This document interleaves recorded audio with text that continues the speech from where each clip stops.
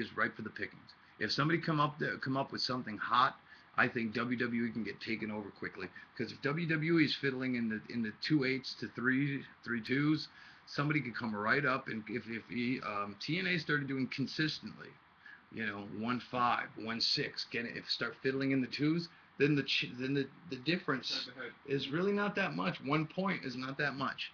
And what did ECW broadcast? What did they pull for numbers? Do you remember back TNA then? numbers, like something like TNA is doing right now. Yeah. But it was a lot. I'll tell you what though, the channel was nowhere near as strong as this channel. Way. No, I had to watch it at 3 o'clock in the morning. Right? Well, when they went to TNN, it was the Nashville network. They had 18 Wheels of Justice, Roller Derby, all this bullshit programming. Now TNA is on Spike, and it's made for men. That demographic. It's a male-orientated channel.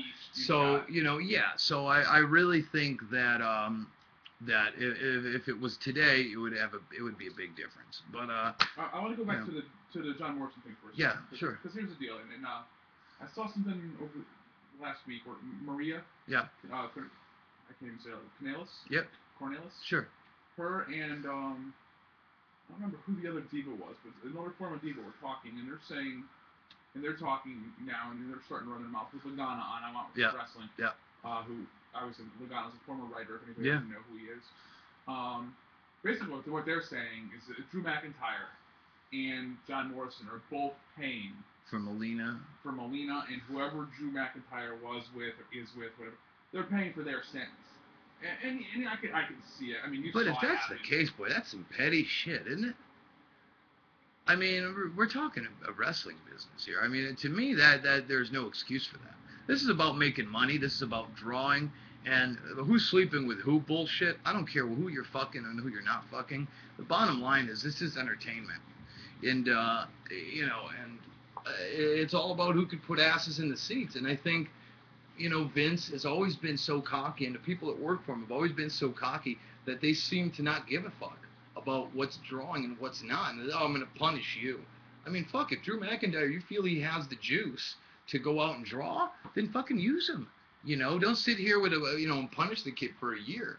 I think it's the wrong way to go, and quite frankly, I think they're shooting themselves in the foot. Right now, wrestling needs a spark, because I'll tell you, if they let it go too much further, then it's going to be a lot harder to dig out. If they still have momentum, because they got to use the last generation of Attitude Era guys to really pass the torch on to the younger guys. If they don't take these next couple of years and do that transition fully, then you're going to have just, once the old guys are gone, you're going to have a bunch of nobodies being able to carry the company.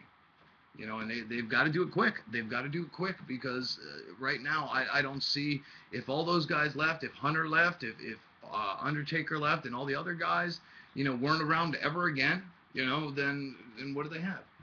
Cena can only do so much. Who else? There's really not a lot. So it's really concerning me. And they got all the talent in the world. WWE has every guy in the world. They're just not properly transitioning to where they need to be. And I can't say it enough, I can't say it enough. And TNA is even more of a joke. They got guys well into their 60s almost in main event spots. I mean, Hulk Hogan's almost 60, Sting's 55. I mean, guys, I'm a mark for Hulk Hogan and Sting. That's what I grew up on. But there is no way you're trying to tell me that guys that are old enough to be my fathers that should be main eventing pay-per-views. I'm sorry. That's just the bottom line,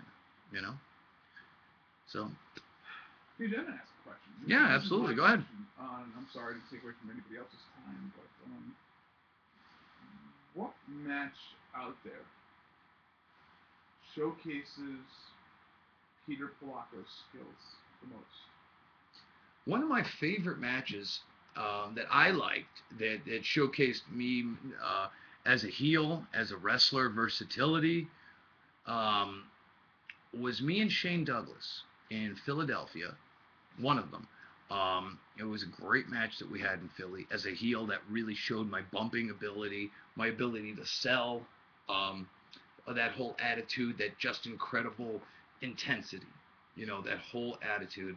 And another one, and it's probably, I would say, even before that. I like the one I just mentioned with Shane Douglas because of it. It is pure just incredible, and it's pure heel selling at its finest, in my opinion. The other one I would say is me and Jerry Lynn from Heatwave. That was an absolute clinic.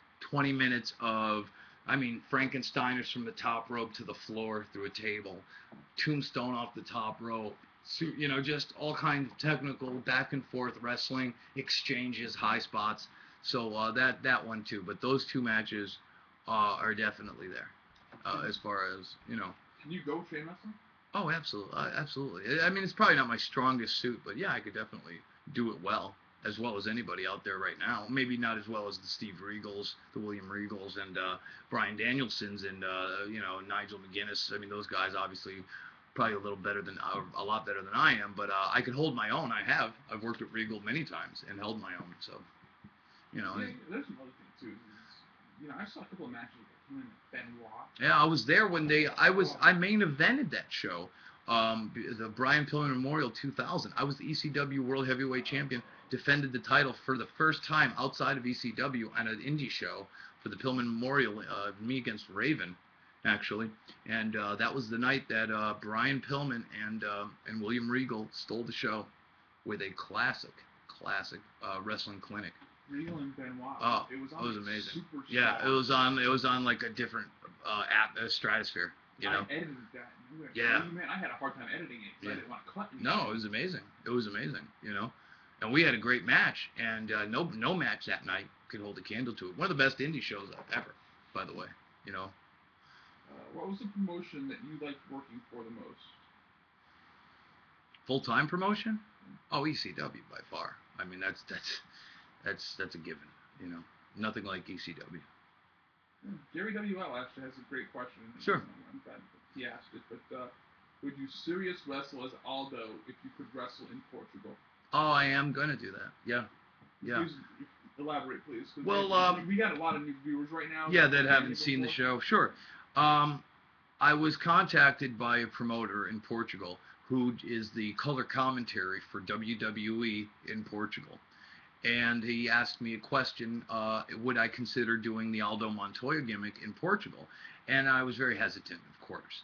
But it wouldn't be Aldo as it was with the mask and stuff. Quite frankly, it would just be just incredible using the name the Portuguese Man of War, Aldo Montoya, because the name and you know, the fact that it would be a Portuguese wrestler really would mean something to that country. So what I'm going to do is in December I got a tour of Portugal where I am breaking out Aldo Montoya, and I'm not going to use the outfit that I had or a mask, but I'm going to have some Portuguese-themed wrestling gear, probably something like, you know, shorts, like some kind of baggy shorts with Portuguese emblem, and, you know, basically just incredible steroided out with Portuguese shit. But no, it's the one and only time I will do that, is for there. Absolutely. Jay Wood 20, who I've not seen before. Yep. Do you think that Vince is going to start unloading some high-priced talent and let them leave since he thinks he's the best wrestling company out there right now? TNA can't compete. I don't think so. I don't think so. I think Vince is going to you know, keep who he has, and it depends who it is. Everybody's different, and he has, you know, one day he'll feel very strongly about one guy, the next day he'll completely go cold on him. So I think he'll keep things for the way they are. The stars and the top guys being used today are going to pretty much be what you're going to have going into WrestleMania. And if there's going to be a change, it'll probably only be post-WrestleMania, where he might start shaking things up a bit. Because that's when he usually does. They finish up angles and start new ones, you know, 6 months I don't know. He's got at a time, but for doing that. Yeah, he does. He does. Before WrestleMania. It'll be very rare. I don't see it. Oh my God, okay. Yeah, I don't see it. I see him staying with what he has. I really do.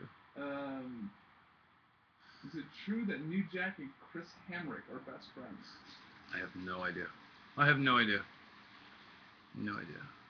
Julian, actually, I like this question, man. I'm going to ask this one. Yeah. Where were you during the infamous curtain call? I was there. In the back? I was in the back, yeah. In the ring. Why wasn't I in the ring? Because I wanted to keep my job. Put it this way, I was Aldo Montoya, Yeah. and Hunter got punished for a full year after that happened. Okay, a full year. Basically, he was supposed to win King of the Ring. He was supposed to get a huge push um, going forward. Was he that good? No, they were just, he had the look, and at the time he really, he wasn't anything special. You know, I remember working in Your House dark match, Aldo and Hunter, and he was okay. He was just okay. I felt at that point I was better than him. Obviously he's progressed and come a long way, and he's obviously a way better all-around performer than I am. But that being said, at that time, no, he wasn't. But he worked really hard at it. But no, he got punished, and he was in the doghouse for a horrible amount of time. He had heat with the boys for breaking kayfabe. He had heat with just about everybody. Shawn Michaels was the only one that saved him. So I was there, but I'm glad I didn't go out, because that would have changed my whole career path. I might have had to have gone to WCW a lot sooner, and then I would have never been in ECW. So you never actually worked for WCW? Never. I worked squash matches for them in '92 against Vader and the Nasty Boys on the Worldwide. Yeah, it was the shits. Horrible. Paul still there? No. New Jack recently said that the XPW invading ECW was a work. Is that a true story? No, I don't believe it was. No. If it was, I was never involved in it or smartened up on it, because I was in the ring. I was the main. Me and Dreamer were the ones in the ring when that happened, and Francine was my manager, and they fucked with Francine. And if it was a work, they didn't follow up on it, because nothing came out of it. So no, it wasn't. It was not a work, and there was no reason for it to be a work, because Paulie had nothing to gain. XPW was a regional promotion in Los Angeles, making some headway and stuff. I liked XPW. I didn't think they were doing anything wrong. They had a lot of balls, but I don't think Paul had anything to gain by going into cahoots with them, because at that point we were national and on pay-per-view, had action figures and had video games. So. Which, by the way, we have the Just Incredible action figure right now. Yeah, absolutely. Brought it down. Sweet. Sweet, man. So Joey, and never mind. I don't even want to go with that one. We got some new fans on here that haven't been on before. Yeah. And some of the old questions are coming back up, but can you explain just Dan Devine would like to know, how did you become part of the Clique? How did I become part of the Clique? Basically, I didn't become part of. I mean, I was. Me and X-Pac had kind of come into the business, to the WWE at the same time, and I was always first and foremost friends with Razor. Scott Hall and I had become traveling companions, when I had received the Aldo gimmick. And a lot of times, they had an A group and a B group. And the A towns were mostly big civic centers, big coliseums, main cities. The B towns were the high school gyms, smaller markets.